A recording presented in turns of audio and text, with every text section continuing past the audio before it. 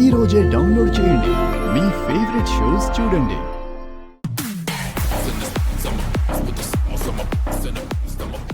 అయితే రేపే మేము వెళ్ళి విఆర్గానిక్స్ సంబంధించిన స్టాక్ మొత్తం హ్యాండ్ ఓవర్ చేసుకోవచ్చు కదా?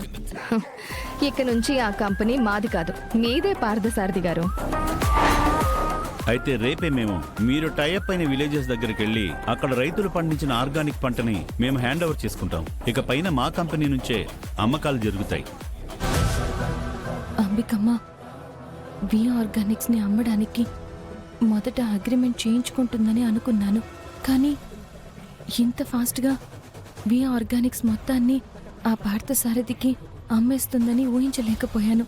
రైతులు కష్టపడి వి ఆర్గానిక్స్ కోసం పండించిన పంటని పార్థసారథికి చేరకుండా ఆపాలి.